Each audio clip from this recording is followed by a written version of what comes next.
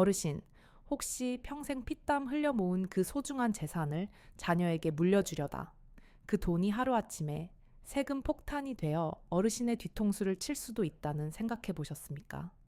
내가 내 자식에게 돈을 주는데 무슨 세금이냐고 예전에는 다 괜찮았다고 생각하신다면 바로 내일 어르신 댁 우편함에 수천만 원짜리 국세청 고지서가 꽂힐 수도 있습니다. 저는 지난 30년 동안 오직 가족 간의 돈 문제, 즉 상속과 증여세 문제만을 전문으로 다뤄온 세무사 박혜진입니다.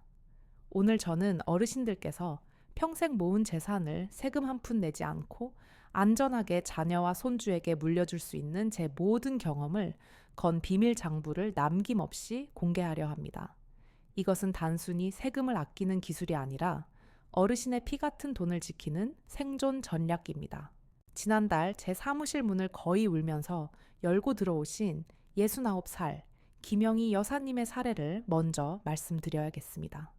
여사님은 다음 달 결혼하는 외동딸의 전세 자금에 보탰으라며 평생 아껴 모은 적금 1억 원을 딸의 통장으로 이체하셨습니다.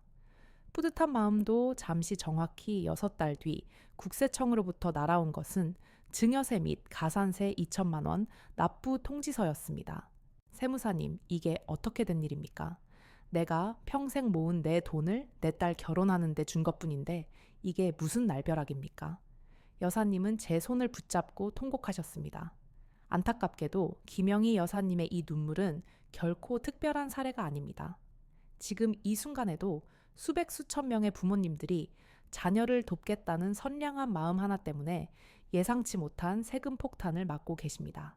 대전의 최영수 선생님은 미국으로 유학 가는 손녀가 기특해서 학비로 쓰라고 3천만 원을 보내셨다가 몇 달 뒤 날아온 증여세 고지서를 받고 노발대발하셨습니다. 손주 공부시키는데 무슨 세금이냐? 고 화를 내셨지만 이미 늦었습니다. 결국 급하게 대출까지 받아 세금을 내셔야 했습니다. 왜 이런 일들이 갑자기 속출하는 걸까요? 예전엔 이렇지 않았는데 말입니다. 이유는 간단합니다. 나라에 돈이 부족해졌기 때문입니다. 최근 우리나라의 세금 수입이 예상보다 무려 85조 원이나 부족해졌다고 합니다. 정부 입장에서는 어떻게든 세금을 더 걷어야 하는 절박한 상황에 처한 것입니다. 그래서 예전에는 거들떠보지도 않던 우리 같은 평범한 가정의 동어래까지 현미경으로 들여다보기 시작했습니다. 하지만 정말로 무서운 것은 따로 있습니다. 제가 세무서 공무원들과 자주 대화하면서 알게 된 충격적인 사실이 있습니다. 바로 2025년 5월부터는 세무 공무원이 여러분의 통장에서 세금을 더 찾아내면 그 찾아낸 금액의 무려 10%를 자기 월급 외에 포상금으로 추가로 받게 되는 제도가 본격적으로 시작된다는 겁니다. 이게 무슨 뜻인지 아시겠습니까? 세무 공무원들이 이제는 어르신들의 통장을 사냥감으로 보게 된다는 뜻입니다. 예전에는 대기업이나 수백억대 자산가들만 세무 조사를 받았지만 이제는 어르신들의 통장에 찍힌 1,000만 원, 2천만 원이 그들의 성과급이 되는 시대가 온 것입니다. 그들은 그 돈을 찾아내기 위해 예전보다 10배, 20배는 더 집요하게 어르신들의 계좌를 뒤질 것입니다. 아이고, 그럼 더 열심히 뒤질 테니 큰일이네. 맞습니다. 게다가 요즘에는 사람이 일일이 장부를 뒤지는 것이 아닙니다. 인공지능 컴퓨터가 어르신들의 모든 은행 거래를 24시간 감시하고 있습니다. 우리가 생각지도 못한 돈의 흐름, 예전에 주고받았던 내역까지 그 컴퓨터는 단 하나도 놓치지 않고 분석해서 증여 의심이라고 빨간 딱지를 붙여버립니다. 대구에 사시는 76살 이명숙 할머니의 사례가 그렇습니다. 할머니는 손자에게 매달 150만 원씩 용돈을 보내셨습니다. 1년이면 총 1,800만 원입니다. 예전에는 이 정도 금액은 눈에 띄지도 않았습니다. 하지만 요즘 인공지능 컴퓨터는 이런 돈의 흐름을 즉각 포착합니다.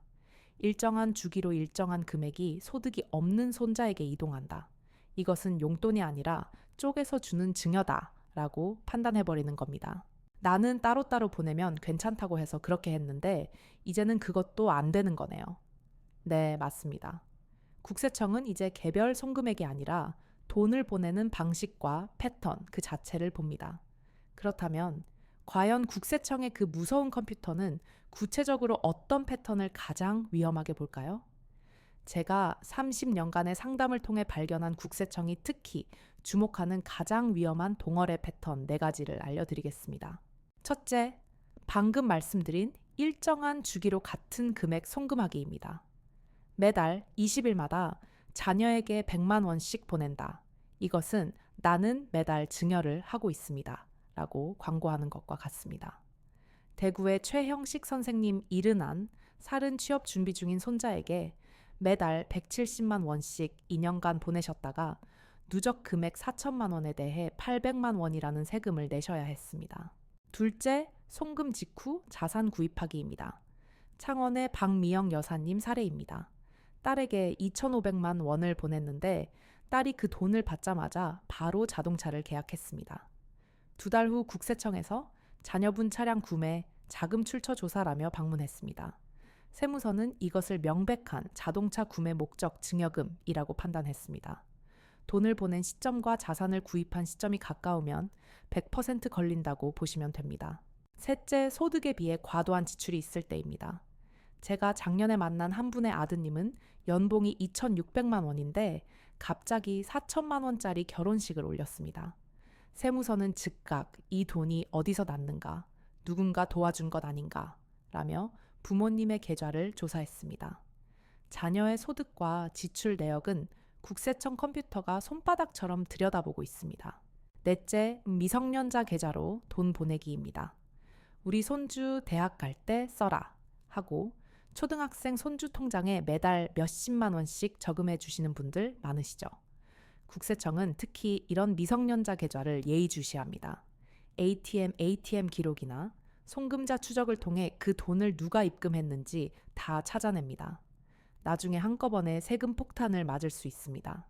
아니, 그럼 세무사님, 우리 같은 노인네들은 자식이고 손주고 도울 방법이 아예 없는 겁니까?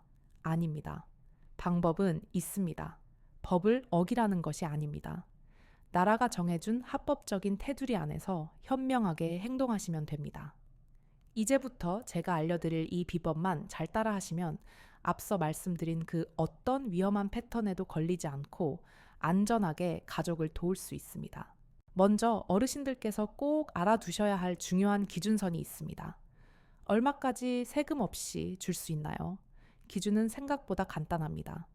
첫째, 부모가 성인 자녀에게는 10년간 총 5천만 원까지 세금이 없습니다.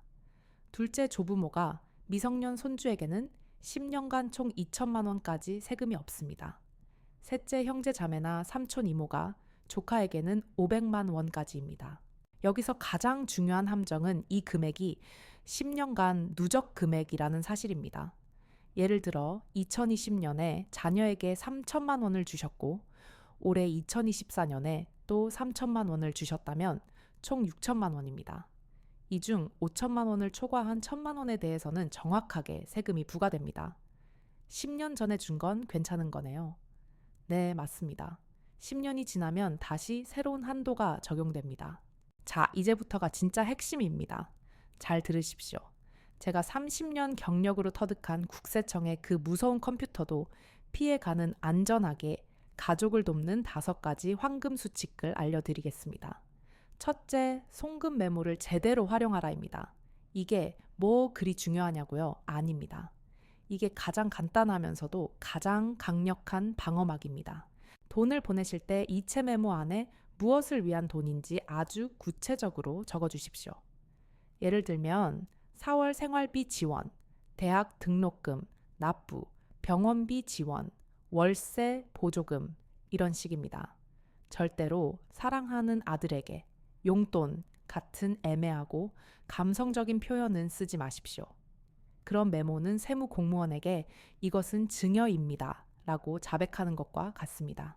둘째 큰 돈은 반드시 나눠서 주고 차용증을 활용하라입니다. 세무사님, 그럼 딸 결혼한다고 1억 원을 한 번에 주면 안 되는 건가요? 네, 그렇습니다. 1억 원을 한 번에 주시면 국세청 컴퓨터가 바로 위험 신호로 분류합니다. 부산의 정미형 여사님, 63살은 결혼하는 딸에게 전세 자금 1억 5천만 원을 한 번에 보냈다가 결국 3,240만 원이라는 어마어마한 세금을 내셨습니다. 어르신, 이렇게 하셔야 합니다. 10년간 5천만 원까지는 세금 없이 줄 수 있다고 말씀드렸죠. 그러니 올해 5천만 원을 증여로 주십시오. 그리고 나머지 5천만 원은 빌려주는 방식, 즉 차용증을 작성하십시오. 차용증이요, 그게 뭔지도 모르는데 나중에 딸한테 돈 돌려받으라는 말씀이세요. 걱정 마십시오. 차용증만 제대로 갖춰두면 돈을 꼭 돌려받지 않아도 법적으로 문제가 생기지 않는 방법이 있습니다. 셋째, 차용증은 이렇게 작성하라입니다. 차용증은 내가 이 돈을 공짜로 준 것이 아니라 명백히 빌려주었다는 가장 강력한 증거 서류입니다. 이렇게 작성하십시오. 첫째 금액은 숫자와 한글로 함께 쓰십시오. 예, 금 1억 원정. 둘째, 어떤 목적으로 빌려주는지 명확히 쓰십시오. 예, 자녀 전세 자금 지원. 셋째, 상환 계획을 구체적으로 쓰십시오. 예, 2026년부터 매월 50만 원씩 상환함. 넷째, 부모님과 자녀가 함께 있는 자리에서 도장보다는 자필로 직접 서명하십시오. 날짜도 꼭 쓰셔야 합니다. 여기서 제가 30년 경력의 꿀팁 하나를 더 알려드리겠습니다. 현행법상 자녀에게 2억 1,700만 원까지는 이자 없이 돈을 빌려주어도 아무런 법적 문제가 없습니다. 아이고, 그럼 이자 안 받아도 되는군요. 맞습니다. 심지어 부부는 각각 독립된 개인이기 때문에 아버지가 2억 1,700만 원, 어머니가 2억 1,700만 원, 이렇게 총 4억 3,400만 원까지도 이자 한 푼 받지 않고 자녀에게 합법적으로 빌려줄 수 있습니다. 어마어마한 혜택 아닙니까? 다만 여기서 차용증이 진짜라는 것을 증명할 가장 중요한 행동이 하나 남아 있습니다. 바로 원금은 아주 조금씩이라도 상환받으라는 것입니다. 자녀에게 매달 50만 원씩 갚으라고 하면 부담이 되겠지요. 그럴 필요 없습니다. 한 달에 5만 원, 아니 단돈 1만 원이라도 부모님 통장으로 다시 이체하라고 하십시오. 그리고 이체할 때 메모에 원금 일부 상환이라고 꼭 적으라고 하십시오. 이것이 바로 그 차용증이 진짜 계약임을 증명하는 결정적 증거가 됩니다. 그런데 우리 아들이 사업이 망해서 그 돈도 못 보내면 어떡해요? 걱정 마십시오. 그럴 때는 상환 계획 변경 약정서라는 것을 다시 작성하면 됩니다. 아들의 사업 부진으로 인하여 상환 계획을 변경합니다. 향후 1년간은 월 1만 원만 상환하고 사업이 회복되면 원래 계획대로 상환하겠습니다. 라고 써서 다시 서명하시면 됩니다. 중요한 것은 형식과 증거를 완벽하게 갖추는 것입니다. 넷째, 모든 증거 자료를 5년 이상 꼭 모아두라입니다. 무슨 증거를 모아둬야 하냐고요? 차용증 송금 내역서, 상환 내역 같은 기본 서류는 당연하고 중요한 것은 카카오톡 대화 내용도 아주 강력한 증거가 된다는 사실입니다. 아들아, 이 돈은 너에게 빌려주는 것이니 매달 1만 원씩이라도 꼭 상환해야 한다. 네, 어머니, 감사합니다. 잊지 않고 상환하겠습니다. 이런 대화 내용만 있어도 나중에 세무조사가 나왔을 때 이것은 증여가 아니라 명백한 대여였습니다. 라고 주장할 수 있는 힘이 생깁니다.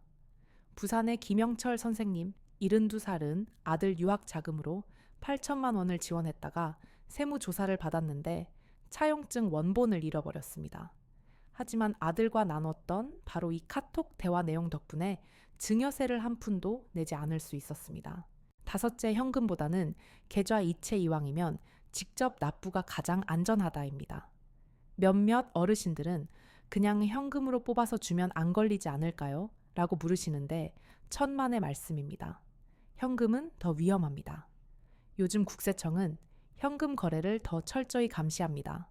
하루에 1,000만 원 이상 현금을 인출하면 그 내역이 자동으로 국세청에 통보됩니다. 그럼 999만 원씩 여러 번 뽑으면 되지 라고 생각하십니까? 컴퓨터가 그것을 모를까요? 쪼개서 인출하기 라고 판단하여 즉시 의심 거래로 분류합니다. 수원의 장 선생님 70살 은딸 전세금을 주려고 7일 동안 매일 900만 원씩 인출했다가 정확히 세무조사를 받고 증여세를 내셔야 했습니다. 절대 현금을 사용하지 마십시오. 가장 안전하고 확실한 방법은 어르신께서 직접 비용을 납부해 주시는 것입니다. 등록금이면 자녀 통장이 아니라 학교에 직접 내십시오. 전세금이면 집주인에게 직접 송금하십시오. 병원비라면 병원에 직접 결제하십시오. 그리고 그 영수증을 꼭 보관하십시오. 교육비, 의료비 등은 사회 통념상 인정되는 범위 내에서는 증여로 보지 않습니다. 마지막으로 어르신들을 위한 특별한 정보를 하나 더 알려드리겠습니다. 바로 배우자 간 증여입니다. 많은 분들이 이 엄청난 혜택을 잘 모르십니다. 세무사님, 제 재산을 아내에게 주면 세금이 어떻게 되나요? 놀라지 마십시오. 배우자 간에는 10년간 무려 6억 원까지 증여세가 단 한 푼도 없습니다. 자녀에게는 5천만 원인데 배우자에게는 6억 원입니다. 12배나 차이가 납니다. 게다가 부부가 함께 살면서 주고받는 생활비는 금액에 상관없이 증여세가 아예 없습니다. 서울의 박춘배 선생님 78살은 본인 명의 아파트를 팔아서 5억 원을 아내 통장으로 보냈습니다. 세무서에서 연락이 왔지만 결혼 50년 동안 함께 모은 재산이고 아내가 관리하는 게 편해서 보냈다고 설명했더니 6억 원 이하라서 아무 문제 없이 통과되었습니다. 이렇게 배우자에게 미리 재산을 증여해 두면 나중에 상속 문제가 발생했을 때 훨씬 간단해지고 상속세도 크게 줄일 수 있습니다. 다만 배우자에게 재산을 증여할 때는 가족 간의 합의가 필요합니다. 어떤 분들은 공증 유언장을 함께 작성해서 아내가 나중에 이 재산을 자녀들에게 어떻게 공평하게 나눠줄지 미리 명확히 정해놓기도 합니다. 자, 이제 정리가 되셨습니까? 첫째 송금 메모를 구체적으로 적으십시오. 둘째 큰 금액은 5천만 원까지는 증여 나머지는 차용증을 쓰십시오. 셋째 2억 1,700만 원까지는 이자 없이 빌려줄 수 있고 월 1만 원이라도 상환 기록을 남기십시오. 넷째 카톡 대화까지 모든 증거를 5년간 보관하십시오. 다섯째 교육비나 병원비는 직접 납부하십시오. 그리고 마지막으로 배우자 간 6억 원 증여를 적극 활용하십시오. 어르신 여러분, 2025년 5월부터는 전쟁입니다. 세무 공무원들이 포상금을 받기 위해 어르신들의 통장을 샅샅이 뒤지는 세금 사냥의 시대가 열립니다. 더 이상 가족이니까 괜찮겠지라는 안일한 생각은 통하지 않습니다. 오늘 제가 알려드린 이 방법대로 준비된 사람은 아무 문제 없이 통과할 것이고 준비 안 된 사람은 평생 모은 재산의 절반을 세금으로 빼앗기게 될 것입니다. 어르신의 피 같은 돈을 지키는 것은 결국 어르신의 준비에 달려 있습니다. 오늘 제 이야기가 어르신들의 소중한 가정을 지키는 든든한 방패가 되기를 진심으로 바랍니다. 건강하십시오.